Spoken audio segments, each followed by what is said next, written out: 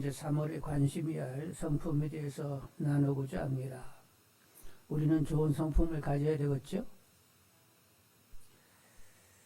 주님께서는 온유하고 겸손하라 말씀하시면서 당신은 온유하고 겸손하니 당신의 멍에를 메고 내게 배우라 이렇게 말씀하셨어요. 베드로 사도는 우리는 왕같은 제사장들이니까 어둠에서 빛으로 인도해내신 하나님 덕을 선포해야 합니다. 그러기 위해서는 신의 성품에 참아야 된다고 말씀하셨어요. 사도 바울은 성령 충만하여 내 안에 주님으로 산다면 그것은 주님의 옷을 입은 것이 되고 주님의 향기로 살아가야 된다고 말씀하셨습니다. 자, 그래서 우리는 좋은 성품을 가지고 살아야 되는데 이건 더욱 좋은 성품이 되도록 기도하십시다. 옆 사람에게 한번 물어보겠어요. 당신 나 한번 맡아봐. 사람 냄새가 나? 예수 향기가 나? 사람 냄새가 나요? 아, 그렇구나. 아, 그래도 그렇지. 사람 냄새에다가 예수 향기가 살짝 이렇게 섞여가지고 나네. 이 정도는 얘기는 드려야 되는 거 아니요? 아니요. 근데 사실 우리는 대부분은 주로 살아야 된다고 얘기는 하지만 사실은 나로 살고 있는 거예요. 그래서 우리가 이렇게 사람을 보게 되면 와, 예수 향기 오셨네 이래요. 이 사람이 본시 이 기질과 승깔이고 뭐고 이걸 이렇게 보는 거예요, 우리가. 사실 우리는 너는 주로 살아야 된다고 하지만 사실은 그렇게 못 사는 거예요. 그러니까 그렇다고 해서 낙심하시지 말고 우리가 그렇다는 것을 하나님도 아세요. 그러니까 아시고 변화 주시기로 작정하셨으니까 변화해 주시라고 계속 기도하시는 분들이 되기를 원합니다. 오늘은 이제 담대함에 대해서 나누고자 하는데 담대함은 해야 할 말이나 행동이 하나님 시각에서 참되고 옳고 바른 것임을 확신한 것이다. 그 상대 개념은 두려움입니다. 오늘 이제 성경을 봤는데 베드로 요한 사도께서 사내들인 공회에서 신문을 받고 있어요. 사내들인 공회의 구성원들은 대상 장로들, 서기관들로 이렇게 구성이 되어 있는데 그 당시 실권자들이고 그리고 친로마적인 이런 사람들이에요. 그런데 이제 그들이 결국 예수님을 죽이기로 결혼하고 죽이게 되는데 왜 예수님을 죽이게 되느냐? 사람들이 예수님을 임금 삼으려고 했어요. 대통령으로 뽑으려고 했어요. 근데 만일 예수님이 임금되게 되면 로마와 이제는 결국 다투게 되는데 그러면 로마와 충돌하게 되고 로마에 진압된다고 생각이 드는 것입니다. 그러면 이제 체제가 다시 재편이 되게 되는데 친로마적인 사내들인 공회가 그런 것을 지켜내지 못했다라고 하면 재편성이 되게 되면 자기들의 기득권을 다 잃게 되는 거지요. 그래서 그들이 어떤 생각을 했냐면 한 사람이 죽어 민족 전체를 살리는 것이 마땅하지 않느냐. 이렇게 이제 명분을 세워가지고 결국 결혼하고 예수님을 죽이게 되었던 거지요. 그래서 예수님을 죽여놨는데 글쎄 그의 제자라고 하는 베드로 요한이 그 예수가 부활하셨다는 거예요. 예수의 부활을 전하게 되었습니다. 이렇게 된 한 사건이 있었는데 나면서 안진뱅이인 40여 세 된 사람을 성전 민문에서 고쳐주게 되었어요. 그 이제 사람들이 저 사람은 안진뱅인데 이렇게 늘 구걸하는 사람인데 그런데 막 이 사람이 성전 안으로 뛰어들어가지고 그렇게 막 하나님을 찬미하니까 아니 저 사람이 어떻게 해서 저렇게 된 거지? 그러다가 이제 결국 베드로 요한이 고쳤다는 것을 알고 주목하게 되었어요. 그렇게 되니까 베드로 요한이 우리들의 경건으로 이렇게 된 것이 아니라 얼마 전에 당신들이 죽였던 그 예수 그분이 부활하셨는데 그분의 이름으로 이렇게 고치게 되었다고 그분이 고치게 됐다고 하면서 부활의 도를 증거하게 되었던 거지요. 그래서 이제 사람들이 몇 명이나 믿게 됐다고? 약 남자 성인 5천 명이 그 일로 예수 부활을 믿게 되었단 말이요. 그러니까 분위기가 난처해지게 되었는데 누가 난처해요? 예수를 죽였던 그 사내들인 공회위원들 그들이 난처하게 되었단 말이요. 결국은 하나님께서 보내신 분을 죽인 자들이 된단 말이죠. 그래가지고 베드로와 요한을 불러다가 예수 부활의 도를 증거하지 못하도록 위협하게 되었던 거지요. 근데 사도들이 그 위협한다고 해가지고 예 알았어요. 그래서요. 하나님 앞에서 당신들 말 듣는 것이 하나님 말씀 듣는 것 어떤 것이 옳은가 판단하라고 하면서 앞으로 우리는 그냥 계속 전할 것이라고 하면서 기탄 없이 담대하게 말하게 되었단 말이요. 자, 그래서 이제 이렇게 베드로 요한이 굉장히 담대한 이런 태도를 보이게 되는데 어떻게 해서 이분들이 이렇게 됐을까를 생각해 보게 되는 거지요. 첫째는 그들에게는 부활의 소망이 있었습니다. 죽어도 어디 가요?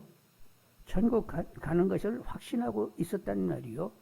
이렇게 죽어도 하나님 곁으로 간다는 이런 확신을 가진 사람은 담대함이 있습니다.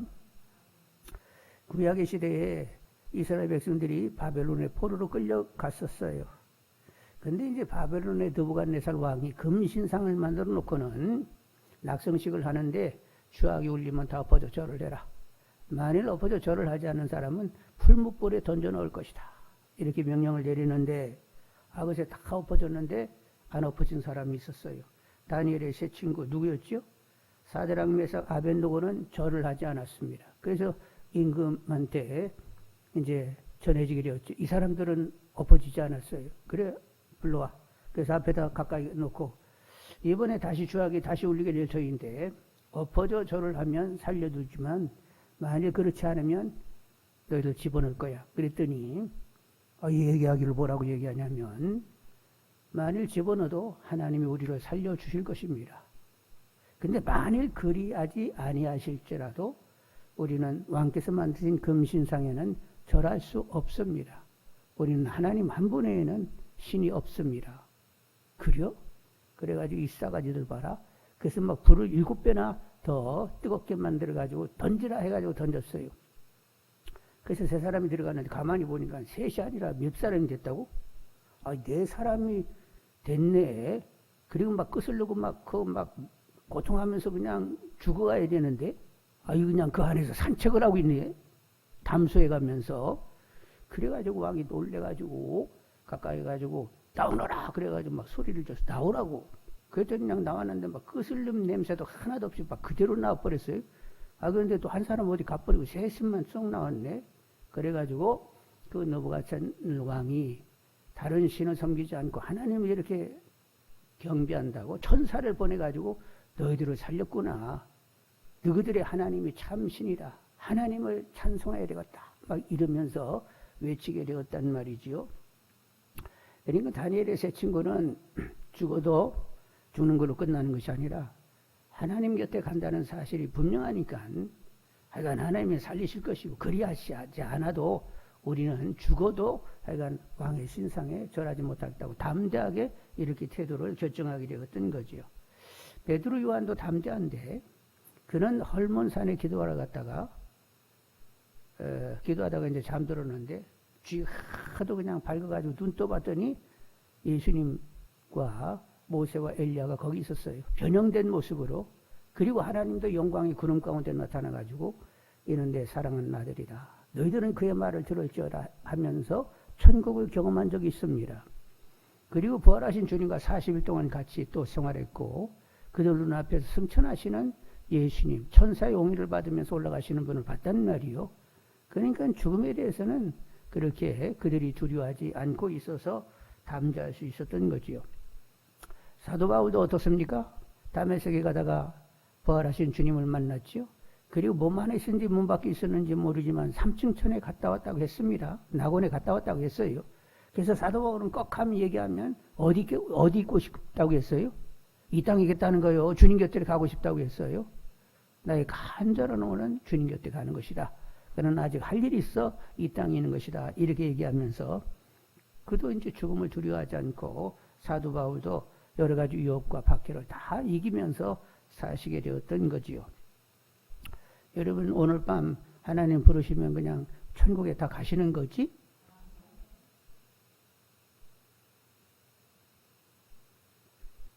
죽음이 전혀 그냥 문제되지 않죠? 뭐 절차 복잡하지도 않고 그냥 죽으면 가는 거지 뭐. 주님 곁으로 가는 거지. 이렇게 그냥 편안하시지요? 예, 그리 사시는 분들이 다 되기를 원합니다. 그리고 이제 하나님 앞에 면전의식을 가져야 또 이렇게 담대할 수 있는데, 면전의식은 하나님 얼굴 앞에 내가 있다는 거예요. 하나님 코앞에, 하나님 눈앞에 내가 있다고 이렇게 하나님을 가까이 느끼셔야 됩니다. 하나님은 자꾸 조셨어요. 늙으셔가지고 자꾸 조셨어요. 어떠세요? 하나님은 졸지도 않고 주무시지도 않고 내내 우리만 이렇게 보시면서 지키신다네. 그리고 우리를 당신의 눈동자에 이렇게 담아놓고 우리를 지키신다네요. 여러분, 우리가 아시는 대로 애기들이 지 엄마 눈을 쳐다보고 있으면 거기 누가 있어? 자기가 거기 그 속에 있거든. 엄마 눈에 내가 있네. 애기들이 그러면서 놀라잖아요. 우리는 하나님의 눈동자 가운데 있습니다. 그래서 항상 우리를 주목하고 계신단 말이요. 그렇게 나를 주목하여 보시는, 항상 나를 향하여 얼굴을 다른 데로 돌리지 않으세요. 그래서 하나님의 그 얼굴, 하나님의 코, 하나님의 눈앞에 내가 있다는 이런 면전의식을 가지게 되면 담대할 수 있게 되는 거죠. 17절로 20절 보겠습니다. 17절로 20절. 이것이 민간에 덮어지지 못하게 그들을 위협하여 이후에는 이 이름으로 아무에게나 말하지 말게 하자 하고, 그들을 불러 경고하여 도무지 예수 이름으로 말하지도 말고 가르치지도 말라 하니, 베드로 요한이 대답하여 이르되, 어디 앞에서? 하나님 앞에서 너희 말을 듣는 것이 하나님 말씀을 듣는 것보다 옳은가 판단하라. 우리는 보고 들은 것을 말하지 아니할 수 없다 하니. 자, 보세요. 지금 베드로는 사내들인 공회 앞에 이렇게 쫙 있잖아요. 자기들은 이제 서 있어서 사내들인 공회가 이렇게, 공회 의원들이 앉아서 자기를 신문한단 말이요. 사내들인 공회 의원도 보지만 또 한편 누구도 본다? 하나님이 나를 주목하고 보신, 하나님 가까이 나를 주목하고 보고 계신 하나님도 의식하고 있단 말이요. 근데 사내들인 공회는 뭐는 봐? 자기들이 신문하는 베드로 요한이 서 있다는 것을 보는데, 그 배후에 하나님이 그들을 지키기 위하여 베드로를 보고 있고 신문하는 자기들을 보고 있다는 것을 봐요, 못 봐요? 못 봐요. 그러니까 사내들인 공회의원들은 자기 집단 이기를 위하여 위협하고 이렇게 얘기하게 되는데, 베드로는 이제 사내들인 공회의원도 보지만 하나님도 보기 때문에 하나님 편에서 지금 얘기를 이렇게 말하고 기탄 없이 얘기하고 있는 것이지요. 그래서 하나님을 늘 의식해내는 분들이 되기를 원합니다. 하나님을 항상 의식해야 돼요. 어떻게 그렇게 한대요? 나도 몰라요. 근데 성경 말씀에 쉬지 말고 기도하라. 쉬지 말고 기도하는 것은 하나님을 계속 의식해내라는 것 아니요. 그 성경이 그렇게 되어 있으면 그게 하나님의 뜻이라고 하면 그래 의식해내야지. 그래서 계속 하나님을 어떻게든지 의식해내려고 여러분 깨어서 기도하시는 분들이 되기를 원합니다. 그래서 하나님을 의식하는 그때는 거룩하게 살 수 있어요. 근데 하나님을 놓치면 이미 나로 돌아가 버려가지고 내 생각하고 내 판단하고 내가 하고 싶은 일을 하고 있다는 말이요. 그래서 쉬지 말고 기도하라는 거예요. 하나님을 의식해내야 거룩함으로 살 수 있기 때문에.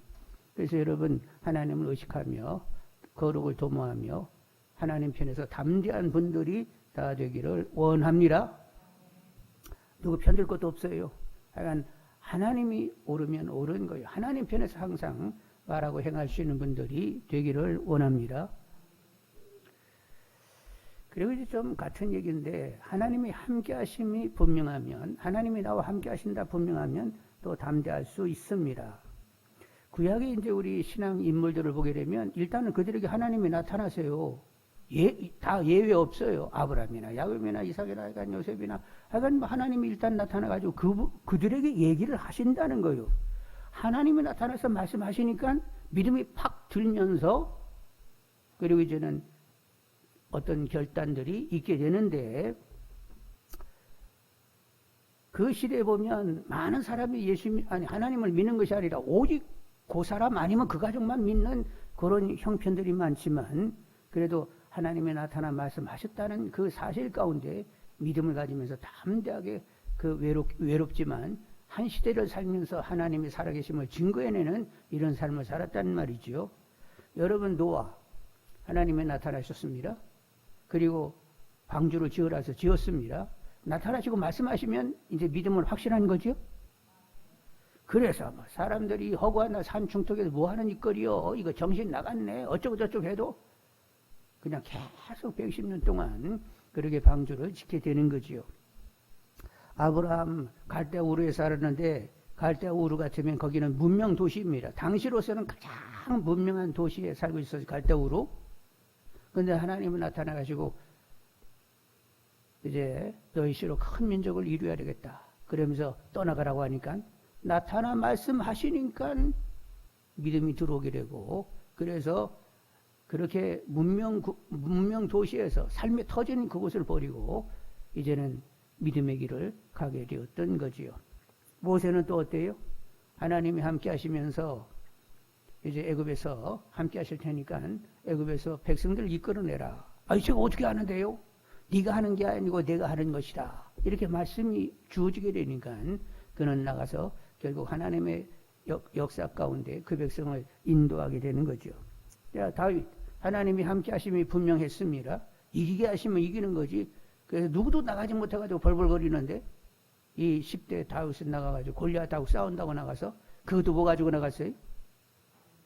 칼 가지고 갔어요? 낫 가지고 갔어요? 뭐 가지고 갔더라? 돌 가지고 갔어. 세상에 물매다가 돌 몇 개 집어가지고 가지고 결국은 쓰러뜨리고 말았단 말이죠. 여호수아 하나님이 함께 하신다고 해서 그런 줄 알고 여리고성을 돌라고 하니까 돌았어요. 아니 이거 싸우는 것도 아니네. 아니 성을 돌라고 해서 그냥 하나님이 그렇게 하라고 한다고 해서 또 그렇게 돌았어. 그랬더니 무너져 버렸어. 여러분 하나님이 함께 하심이 확연하면 사람들이 이해하지 못할 담대함 가지고 기이한 행적을 외롭게 갈 수가 있단 말이요.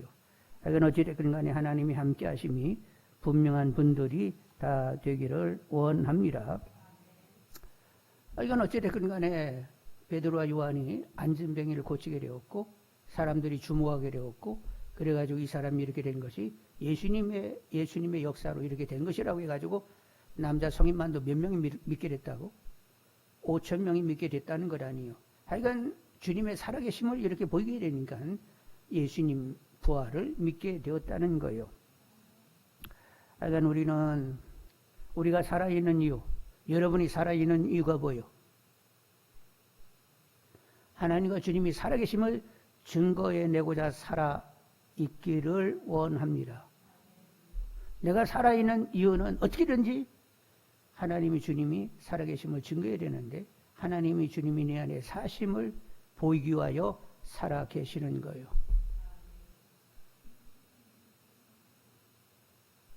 이렇게 생각을 가지고 여러분이 가지고 있다. 우리 교회 성도님 전체가 그렇게 내가 살아있는 이유는 하나님과 주님의 살아계심을 증거해내기 위하여 나는 살아있는 것이다. 어떻게든지 하여간 하나님과 주님이 오늘날에도 살아계심을 하여간 증거해야 된다. 이런 부담을 가지고 살아계심을 증거해내기 위하여 나는 사는 것이다. 이렇게 우리 모든 성도님들이 이런 생각을 가지고 있다고 하면 우리 교회는 온 세계 교회에서 가장 하나님이 기뻐하시는 교회가 되는 거지요. 그렇게 하나님이 가장 기뻐하는 교회 되기를 더 깨어서 기도하시는 분들이 되기를 원합니다. 자, 그리고 이제 우리가 담대해야 되겠는데 옳음에 있어서 진리에 있어서 사랑에 있어서 담대한 분들이 되기를 원합니다. 거짓, 불의 이런 것에 담대하면 안 되겠지요? 하여간 옳음, 진리, 사랑을 위하여 담대해야 되는데 오늘 베드로와 요한께서 진리와 옳음에 대해서 담대하고 있습니다. 진리가 무엇이냐, 옳음이 무엇이냐 하는데 일단 9절로 13절 한번 보겠어요. 9절로 13절. 만일 병자에게 행한 착한 일에 대하여 이 사람이 어떻게 구원 받았느냐고 오늘 우리에게 질문한다면 너희와 모든 이스라엘 백성들은 알라. 너희가 십자가에 못 박고 하나님이 죽은 자 가운데서 살리신 나사렛 예수 그리스도 이름으로 이 사람이 건강하게 되어 너희 앞에 섰느니라. 12절. 다른 이로서는 구원받을 수 없나니 천하 사람 중에 구원을 받을 만한 다른 이름을 우리에게 주신 일이 없음이라 하였더라. 여러분 베드로와 요한은 학문이 없는 사람이에요. 13절 보겠습니다.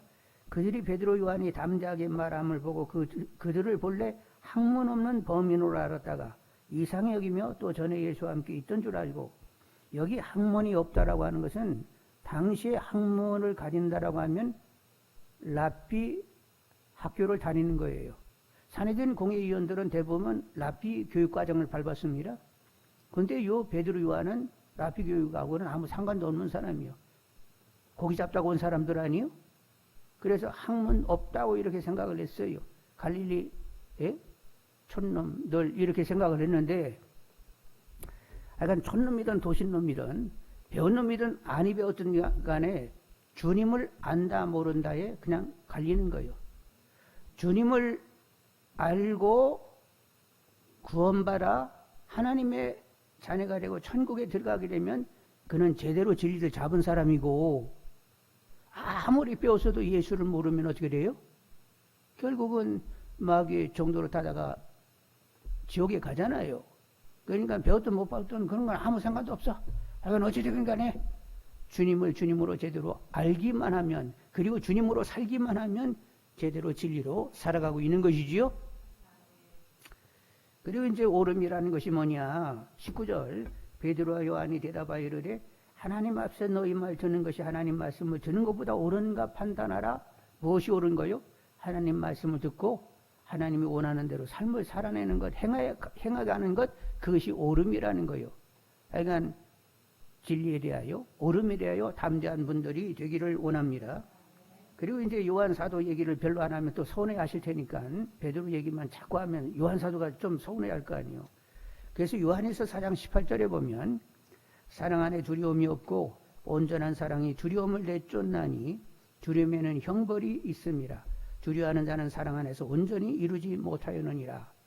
사랑을 나누는 데 있어서 또 담대하라고 또 이렇게 사도 요한께서는 말씀하셨어요. 그래서 우리가 구주를 알고 예수님을 구주로 알고 주님의 역사를 의뢰하고 하나님 말씀 따라 옳음을 선택하고 사랑을 열심히 하는 것, 이런 일에 우리 담대한 우리 모두가 다 되기를 원합니다. 자, 그리고 이제 좀 종합적으로 이렇게 정리를 해야 되겠는데, 우리가 이렇게 담대하자고 했는데 그 종합적으로 해결을 하기 위해서는 기도를 해야 돼요. 기도 외에는 유가 없어요. 예수님께서 십자가 지시기 전에 고통했어요. 육신의 몸을 입었기 때문에 십자가에 못이 박혀 매달린다는 것, 그건 얼마나 끔찍한 일인지 몰라요. 그래서 하나님께 기도하기를 이 쓴 잔이 지나가기를 원한다고. 그러나 나의 원대로 마옵시고 아버지 원대로 되기를 원하나이다. 땀이 빗방울대로 기도하시고, 그리고 이제 정리된 마음으로 결국 십자가를 지러 나가시게 되는데, 이렇게 예수님도 그 두려움이 있을 때 기도하셨다는 말이요. 그래서 우리도 기도할 수 있기를 원합니다. 염려, 근심, 두려움이 있으면, 그런 것들이 엄습해 오면 일단은 하나님의 얼굴을 계속 구하고 있어야 돼요. 그러면 하늘의 평강이 우리들의 생각과 마음에 역사되게 되어지게 되는 것입니다. 평강이 찾아올 때까지는 여러분 때때로 그런 경험 없어요? 갑자기 막 생각이 막 많은 생각이 나면서 염려, 근심, 걱정, 두려움이 확 빠지고 있는 자기 자신을 보게 되는데, 그러면 이렇게 가면 안 되지 하면서 하나님의 얼굴을 쳐다보면서 지금 염려, 근심, 걱정, 두려움이 막 엄습하고 있는데 하나님이 주장하시라고 계속 이렇게 하나님께 매달려 기도하게 되면 어느 순간에 평강이 딱 찾아오게 되고, 그리고 하나님께서 모든 일을 다 해결해 가실 것이라는 이런 기대를 갖게 되는 거지요. 그러면서 전에는 막 그렇게 염려하고 막 근심하고 막 이렇게 생각이 많았는데 기도하다 보니까 싹 정리가 되면서 그런 것들이 싹 가셔버렸어요. 그리고 하나님께서 하셔서 다 해결할 거야. 하나님이 어떻게 해결하시는가 볼 거야 하면서 기대하고 있는 자기 자신을 보게 된다는 말이요. 조력의 성도님들도 위협 가운데 있었습니다. 예수님을 죽였던 사람들이 생생하게 살고 있는 그때였어요. 그 예수님을 죽였던 사람이 여전히 제자들에게도 위협이 됐습니다. 그래서 그들은 하여간 어찌됐건 간에 기도로 해결을 봤어요. 그래서 23절로 24절을 보겠습니다. 23절로 24절. 사도들이 노임에 이제 산헤드린 공회에서 나왔어요. 그 동료에 가서 제사장들과 장로들의 말을 다 알리니 그들이 듣고 한 마음으로 하나님께 소리 높여 이르되 대주제여 천지와 바다와 그 가운데 만물을 지으시니요. 하나님께 이제 기도하기를 시작을 합니다. 그래서 이제 어떤 기도를 이제 그 중간을 생각하면서 29절로 31절을 읽습니다. 29절로 31절. 주여 이제도 그들의 위협함을 굽어 보시옵고 또 종들로 하여금 담대히 하나님 말씀을 전하게 하여 주시오며 손을 내밀어 병을 낫게 하시옵고 표적과 기사가 거룩한 종 예수 이름으로 이루어지게 하옵소서 하더라. 빌기를 다음에 모인 것이 진동하더니 우리가 다 성령이 충만하여 담대히 하나님 말씀을 전하니라. 여러분 이렇게 기도하고 나서 성령이 충만하니까 다 담대해져서 또 말씀을 전하게 됐다는 거예요. 그러니까 여러 가지 어떤 경우에 있든지 기도 외에는 답이 없어요. 기도로 모든 것을 해결할 수 있기를 원합니다. 자, 베드로 보는데 베드로가 은근히 스스로 이렇게 자신하는 성격이요. 왜 이렇게 자신하는지 모르겠대. 우리는 별로 뭐 자신감이 없는데 베드로는 왜 이렇게 자신감이 많은지 몰라 스스로. 그래서 나는 옥에도 가고 막 죽을 자리까지 따라가기로 결심했습니다. 예수님 나를 좀 한번 믿어보세요. 막 이랬었는데 결국 어떻게 됐어요? 예수님이 이제 끌려갔어요. 묶여가지고 대제사장 뜰락으로. 근데 이제 바깥뜰까지 이렇게 쫓아갔던 베드로. 근데 그 주위 사람들이 당신도 그 사람하고 예수님하고 함께 다녔잖아. 그 당이잖아. 막 이러니까 결국 사람들이 두려워가지고 예수님을 3번 부인하게 되었단 말이죠. 이런 사람인데, 근데 그 전에 주님이 뭐라고 말씀하셨다고?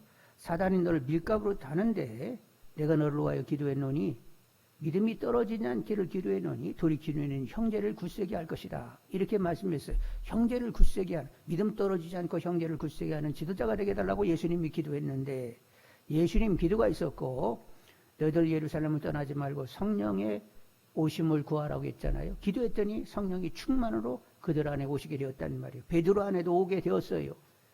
근데 베드로 안에는 유별나게 오셔가지고 그의 그림자만 덮여도 어떻게 돼?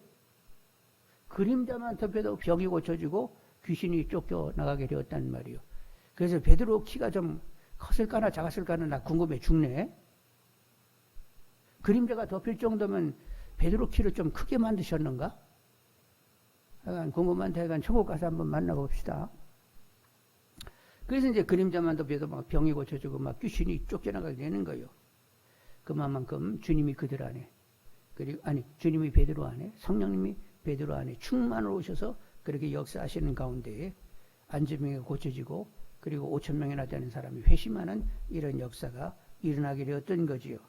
그래서 심약해가지고 예수님 3번 부인하던 사람이 지금 산에든 공의 앞에서 막 이렇게 담대하고 기탄 없이 이렇게 전하고 있는데 결국 기도하여서 성령 충만 되어져 그렇게 변화가 된 것이지요. 그러니까 늘 기도하여 성령 충만하여 정말로 주님의 살아계심을 증거해내는 이런 우리 믿음들이 되어야 되겠습니다. 그래서 우리도 안전병이 신앙을 고쳐달라고 기도하시는 분들이 되기를 원합니다. 표적과 기사를 보이면서 예수 부활의 도를 담대히 증거할 수 있는 저희들이 되게 해달라고 기도하셔요. 근데 먼저 우리 목사님과 우리 전도사님들이 그리 되게 해달라고 기도하시는 분들이 되기를 원합니다. 하나님보다 사람을 두려워하거나 하나님보다 사람을 기쁘게 하려고 할 것 같으면 시험 들고 올무에 걸릴 수가 있어요. 그래서 먼저 하나님을 두려워하고 하나님을 기쁘게 해드리고자 하는 분들이 되기를 원합니다. 먼저 하나님을 두려워하고 하나님을 기쁘게 해드리려고 하면 하나님이 나머지는 알아서 우리를 보호하시고 안전하게 하시고 평강케 하시고 세우시고 복되게 하시고 하나님 모든 것이 되어주시는 줄 압니다. 그러니까 먼저 하나님을 두려워하고 하나님을 기쁘게 해드리고자 하는 분들이 되어야 되겠어요.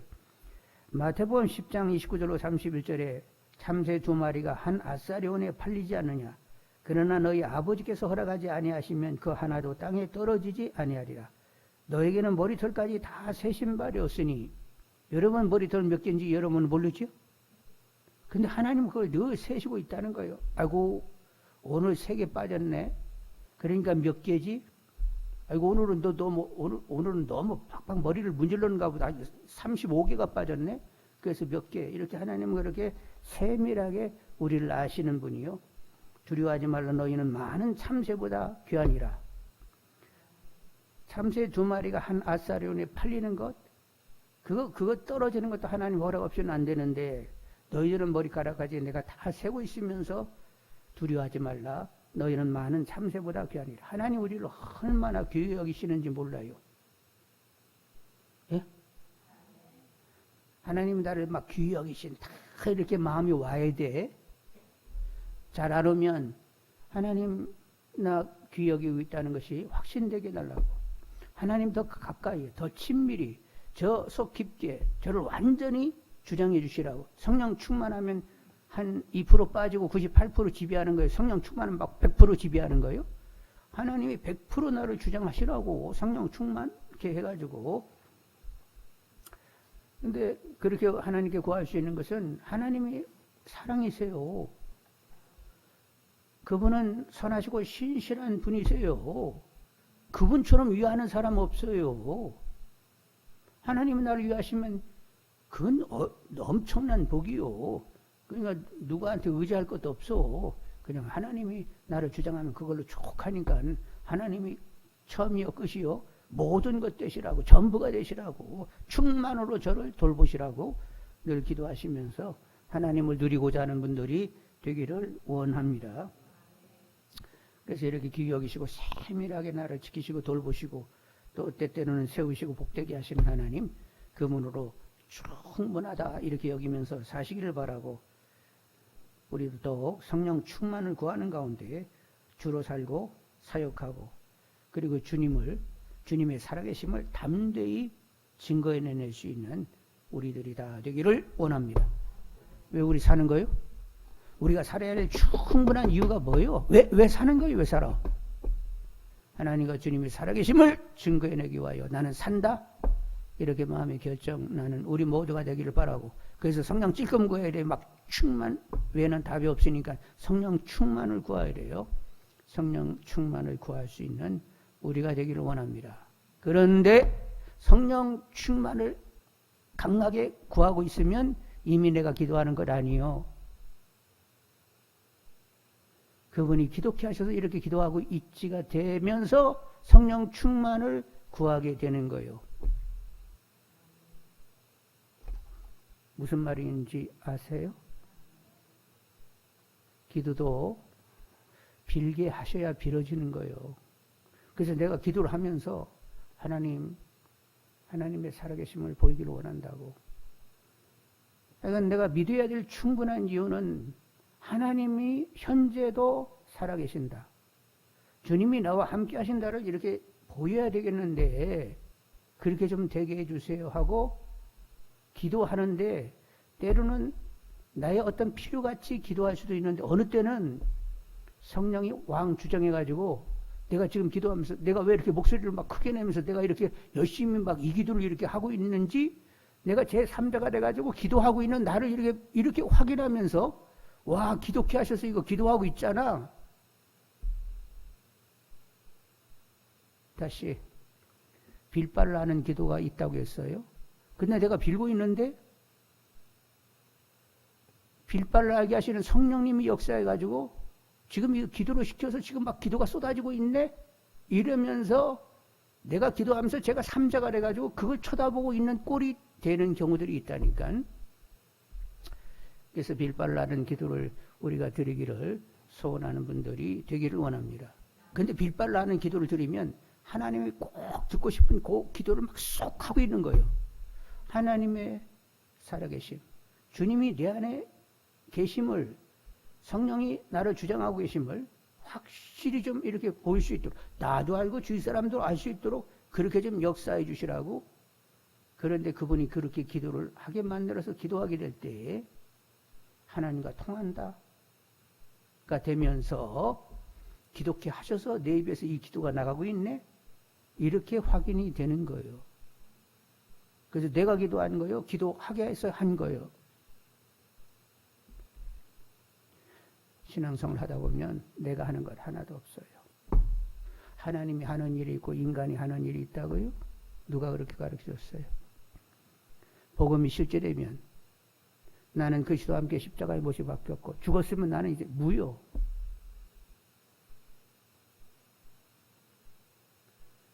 그런즉 이제는 내가 사는 것이 아니라 오직을 길게 뺐어요. 갈라디아서 읽을 때 오직 주님이 내 안에 사시는 것이라. 나를 사랑하사 나를 위하여 자기 자신을 버리신 하나님 아들을 믿는 믿음으로 사는 것이다. 나를 끔찍이 사랑하고 나의 모든 것 되시는 양에게 선한 목자와의 관계에서 양이 할 일은 없어요. 선한 목자가 다 알아서 하는 거예요. 작은 아이와 아빠 사이에서 아이가 할 수 있는 일은 없어요. 그냥 아빠 품에 계속 겨들면 돼. 그러면 그분이 다 아셔서 하는 거예요. 그래서 그분을 믿는 믿음으로 사는 것입니다. 복음이 실제된다는 것이 무엇인지를 계속 묵상하는 분들이 되시길 바라고. 그러니까 나 주님으로 살고 싶은데, 그런데 죄성이 계속 역사해요. 나로 돌아가게 하는 것을 번번이 보는데, 그렇다고 해서 낙심할 것 하나도 없다고 했습니다. 그 체질을 누가 아신다고? 이미 아시고 사랑하기로 작정하고 변화주시기로 작정된 사랑이 계속 우리에게 쏟아지고 있는 거예요. 성령으로 말미암아 하나님의 사랑이 막 부어지고 있다고 했습니다. 그 작정된 사랑이 계속 작정 체질을 아시고 계속 역사에 오시는 거예요. 그래서 여러분이 정말로 믿음이 좋아지면 나는 그냥 무로 갚버려야 돼. 그러면 무에서 유를 만드시는 하나님의 창조적인 사역이 제대로 이루어지게 되는 거예요. 인간이 할 일이 있다고요? 그러면 그만큼은 하나님의 역사할 여지가 없는 거지요. 그러니까 하나님의 주장함 가운데 예수 그리스도 안에서 완전히 새 것이 되시는 분들이 되시기를 원합니다. 보라 이전 것이 아니고 새 것이 되었도다. 그리스도 안에서 주님의 피조 가운데 창조적인 역사 가운데 새로운 믿음들이 다 되시기를 원합니다. 자, 오늘 그래서 그 말씀 가지고 같이 기도로 하도록 하겠어요. 자, 사람들한테 물을 때 여보시오